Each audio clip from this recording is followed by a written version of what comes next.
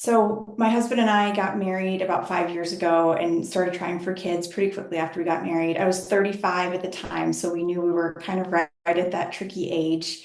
And after nothing was happening, I went to a reproductive endocrinologist and they do the whole battery of tests initially, and they couldn't find anything. And I had no symptoms. I felt healthy. I ate pretty healthy. I exercised, everything that they recommend that you do, I would say that I was doing. So after doing some of the tests, we ended up opting for IVF. I did 2 egg retrievals and just so that I would have a couple of embryos, hopefully to do a sibling journey at some point. And then we went in for the first embryo transfer. It wasn't successful. We started the second embryo transfer. That one did get a positive pregnancy test, and we were so excited. And it ended up miscarrying pretty early. And it was actually right as we were moving states as well. So I had to sort of start the process over with a new doctor in our new state. And again, we went through all of the tests. That time she found a small polyp in my uterus. So then I had a small surgery to clear that out. And so I was almost optimistic because they had found something. So we had the procedure. I thought, okay, that was it. Let's try this again. This one's going to be positive. So we did another embryo transfer. That one was a chemical pregnancy. And so by this time, I'm somebody who's a little bit obsessed with numbers, and I knew 3 embryo transfers with genetically, tested embryos. I should have gotten pregnant. There was, nothing that was really outstanding that was telling me that I didn't have a good chance. And I think we tried maybe one more embryo transfer that wasn't successful. And then I just sort of said, okay, I've got to do something different. I liked my doctor, but everything was sort of the norm, right? Here's what we do. Here's the protocol. Here's what we, see in the clinical tests. I was a weird case. I knew that, and I needed someone to think about me a little bit differently and to try different things. So I think it was, I'm also somebody that, if you need to solve a problem, I try to read everything, listen to everything. So I had heard Marc on a podcast and just really liked his energy, and he seemed just so educated and kind and all of these different things wrapped up into one. So I ended up looking up the program, reading a little bit more about it, doing a consult, and I knew that it was a little bit more of an investment in what's already, an expensive and long process, but just the idea that maybe I could find someone who would understand me was tempting. And I knew I had to try whatever I could, and this felt like it was worth it. And it was, 10 times over. And there were a lot of things about the program that was more than just, a few words of help from Marc or a plan from Marc. I think just having the community, so not necessarily that I was talking with the community every day, but you see everybody's stories and their questions, and it just makes you feel not so alone. And I don't even know that I knew that I felt so alone, but you see your friends and they're getting pregnant so easily and you're so happy for them, but you feel like, man, like, why is it such a journey for me? And in this group, these are your people. Everybody has a different path. It's not like everyone's going through the same thing, but it's people that understand what that struggle is. And so that was really, really helpful. And then, Marc was incredible. I think there's a few specific things. So one, in that he sort of specializes in women who have these extra challenges. So he has seen a lot of different things that I don't think my doctor had seen. And so he was giving me suggestions that I hadn't heard before. And I think he does it in such an empathetic and patient way, but also so knowledgeable. And you can push back and ask questions, and he welcomes that and he'll explain it to you. And then it's a pretty tough thing to have to go, not against your doctor, but I remember there was one big turning point for me, which Marc had said, you have these repeated miscarriages with the genetically tested embryos. You should do this miscarriage panel, these different tests that we recommend. And so I went to my doctor and I said, I'd like to do these tests. And she said, these aren't, clinically accepted. They're not recommended by the board of whatever it was. She was not on board. And so then I went back to Marc and I said, I'm getting a lot of resistance. And we almost like workshopped how to talk to my doctor. And I'm not necessarily a shrinking violet, but I'm out of my element. I'm not the expert here. And you want to be able to trust your doctor. And that was really, really helpful. And so I did push back. She did it and was fine with it. She did it willingly. And that specific test actually came back and showed that I had tested really high for a protein that is indicative of endometriosis. And I had had zero symptoms of endometriosis. And so my doctor was really surprised and she said, here are the different options. So I took those options back to Marc and I said, here are my options. What should we do? So I ended up doing a laparoscopy. So it's a surgery where they actually go in and you look at to see if you can see endometriosis.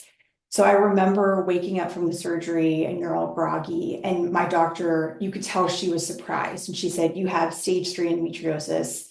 I cleaned out as much as I could. And it was, in some ways, it was like a relief to finally have an answer. But it was also, disappointing to have something that, makes fertility challenging. After we cleaned out the endometriosis, I did another embryo transfer. That one was my most successful in terms of carrying the pregnancy the longest, but ended in a miscarriage as well. At the same time, I'm going through the HOPE program, so I'm doing the supplements and the diet and everything that they recommend. And so I was also feeling really good, right? I think I had always thought of myself as a very healthy person, but it wasn't until you really cut out sugar and caffeine and all of these different things, you're like, I'm sleeping better, I feel better, I have more energy, my skin looks great. There's just all these kind of byproducts of just getting really healthy. So I felt really good. We're going through all of this.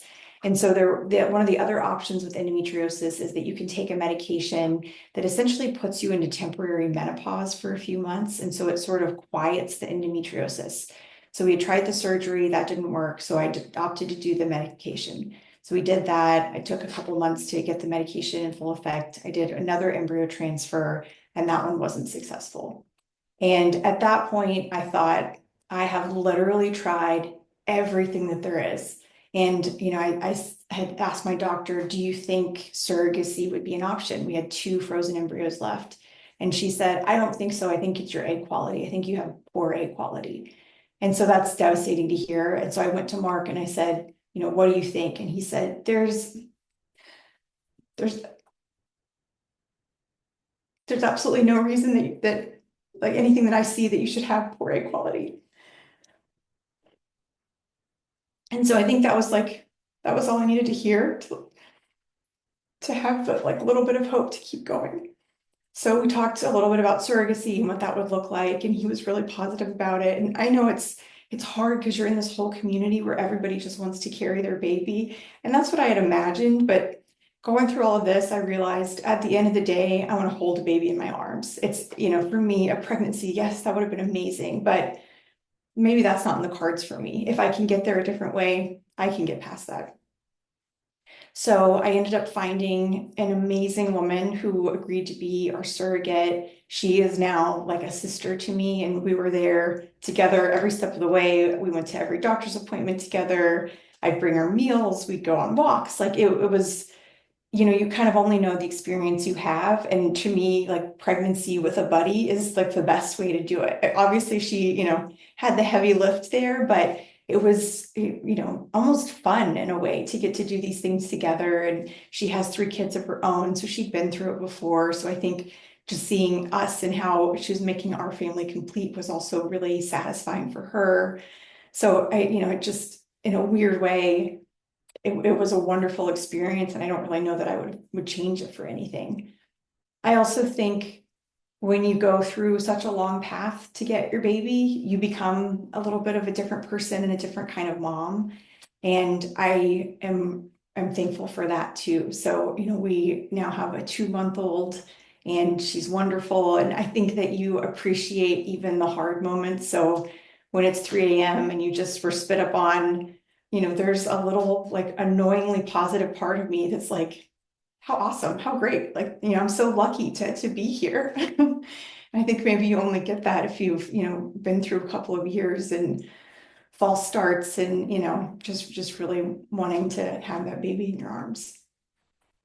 I have never done something that was so taxing financially, emotionally, physically, mentally, in every single way. At some point, I think I sort of joked that fertility was like my very expensive hobby. It like takes up all your time and your mind space, your money. And I think the HOPE program for me helped in so many of those areas, especially those that I didn't even know that I needed help with. So again, just having Marc on your team made so much of a difference. So, I would talk to my doctor and I believe she cared about me, but I'm one of so many different patients that she's seeing. And she has a job, and that job is to do retrievals and this and that, and it's not to say maybe we should really look at your diet and talk about that. And let's spend 30 minutes and let me really help you and let me answer that question that you have. I mean, once you leave the doctor's office, you get a number and you try to call the nurse line and maybe they call you back or you email, like you're gone. And this is something where you just have constant doubts and questions. And so like to not go crazy, you sort of need that outlet and that advocate. And that's for me what Marc and the HOPE program were. And even again, just seeing other people's questions, you just learn a lot. And joining the weekly calls when people would ask questions and you'd hear how Marc would answer them, it just I feel like I'm a fertility expert now based on what I've learned just from listening to everybody else as well. So I'm also, I think, somebody who's pretty prideful and pretty independent, and I can do things on my own, and I'm tough. And at the end of the day, like this was not something I could do by myself. And, I wasn't doing myself any justice trying to do it by myself or trying to, read academic papers and come up with what might be going on. It just, I think having that support system was really, really critical into getting me where I was, where I ended up.